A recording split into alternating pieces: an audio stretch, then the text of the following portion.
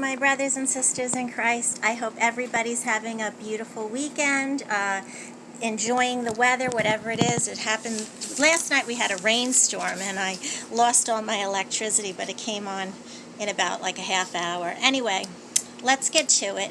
I give out my email, and I get a lot of emails with a lot of questions or prayers needed or whatever, and I love it. So if you need that, my email is always available.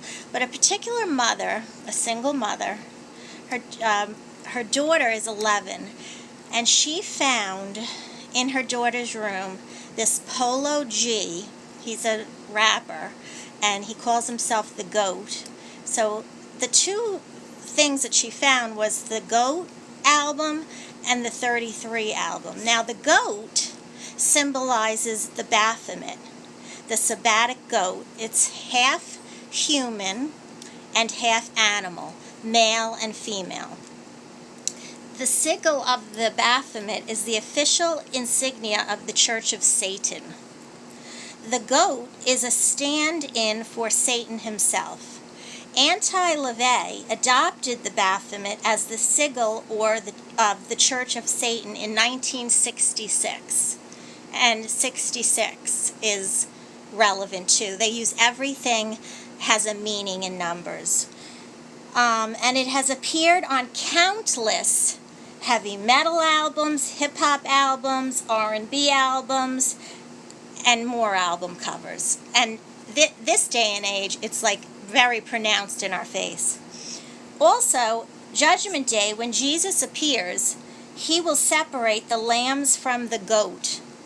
The goats are selfish, cold, unbearingly evil, not good people who defied God's word. Now, on the album, the 33, that 33 means master teacher, and it also means strength.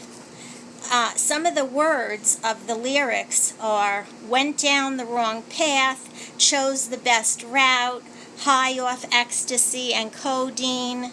Another verse in there is parents lose control of their daughters and they don't even know they're having sex now. Also, he wrote in one, I sign a contract like Carmelo. Carmelo is a basketball player, if you don't know. And you may say, oh, well, they all sign contracts. It's a business. No, it's a farce, okay? Because Hollywood and the entertainment business and athletics and all of that, when those famous ones are high up and have all that money, they signed a deal with the devil. This mother's daughter is 11 years old, and there's a documentary on this Polo G goat. I didn't want to watch it, but I had to, and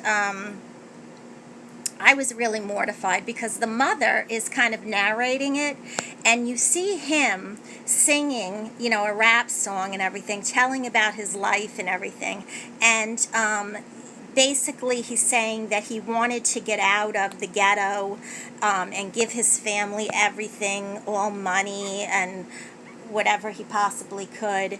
And there's the mother, then the camera goes to her, and she's all proud of this and calling him that he's a legend. So that's idol worship.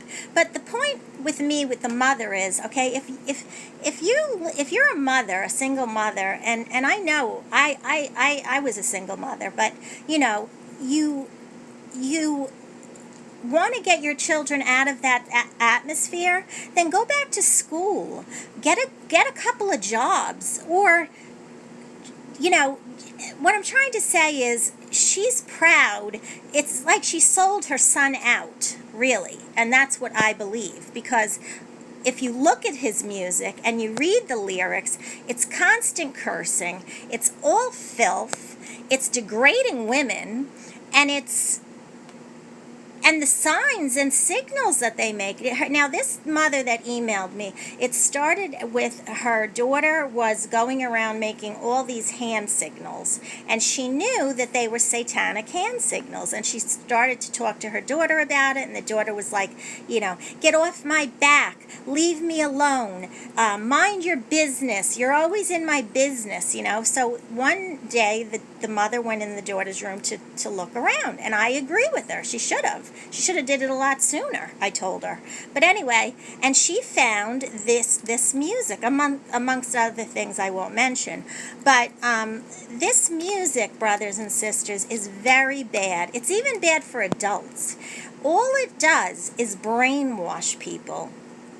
And, they used to hide it, but now we know the end times are here because they are exposing the Baphomet, the signals, and in this documentary, they show this Polo G at a concert around a bunch of kids, and they were younger than 14 and below, and they were all making and I'm not going to do it, I just can't, the hand signals of the satanic worship, the 333s, the 666s, the devil horns, all of it. And you should see what the young girls are doing in these videos. It's brothers and sisters, this was to me horrible, and I had to pray after, and I couldn't help. I was so angry at the mother because here she is sitting there all dolled up, jewelry, with her designer bags, and she's so proud of her son, and all he did to get there was shake hands with the devil. And some of you will say, well, Lisa, how do you know that? No, it's not. No. Well, I don't care if you don't believe me. If you don't believe me and you want to believe that it's that simple and he's a great person and he's not walking with the devil, then this channel isn't for you. You need to wake up because it's in our faces. I like Lifetime, the movies on Lifetime, and I often sometimes will watch here and there, and lately I went on and they're F-word, sex. Lifetime was never like that, ever. You can't even turn on a television. The commercials are horrific. And Drew Barrymore has the show, I don't even know if it's still on, about cannibalism. Every show, it intertwines homosexuality in there, some type of evil. The show Friends is a fact that they, in the breaks, they would worship and say Hail Satan, and that's a fact. But anyway, back to the goat, this Polo G. On his album, he has his hair and it's made into horns, and it's so obvious. And the sad thing is, he's holding his little boy, and he has this huge gold chain around the little boy's neck, and it's of a goat. So this is just very sad, but it's very true, and you have to wake up. You have to control your kids. You have to know where your kids are. You have to know the parents that they're at the house that they're hanging around with, the teachers. You have to know it all. You can't let your kids grow up like wild weeds. You parents have to grab the reins and take hold of your children, or else the streets and other kids are going to raise them and teach them what you don't want them to know. So what I'm saying is that it's very hard. It was very hard for me to raise my son in, it was a different generation, but it was still hard. These kids get mad at you. They don't want to hear the truth because they're kids. But it doesn't matter. The parents have to hold the reins. You have to take the reins, parents. If there's a father and a mother in the house, fathers, you have to be the head of household. You have to put your foot down and you have to make the rules. My father made us every Sunday. We sat at the dinner table. Sunday was our family day. We ate dinner together. I remember my brother tried to come to sit at the table with no shirt, and my father had a fit, and that was not allowed. And you have to start young with your children, and have family days, and have eat dinner together, talk together. Be you can't be your children's friend, but you can't be their enemy either. But you have to draw the line in the sand. There has to be respect, and you must have the foundation of God in their life. Many children fall away, and it's heartbreaking, but you have to put that in God's hands and hope that they come back. Because I fell away when I was younger. I always believed and loved Him. I never denied Him, but I was out there having fun in the world, and I hardly thought of God. But He pulled me back in, and that's why He's such a merciful, loving God. But, what if I died in sin? So you have to think like that. So please, brothers and sisters, raise your children up right. Fathers, be the head of household. Put your foot down. Make rules. Make your children do chores. Don't buy them everything just because you have the money. Make them work for it. Make them understand the worth of the dollar. Make them understand how proud they will feel when they work for what they have. And teach your boys to respect girls, and to open the doors, and to help you clean the table, and to always have respect. And teach your daughters to be ladies. It's not too late.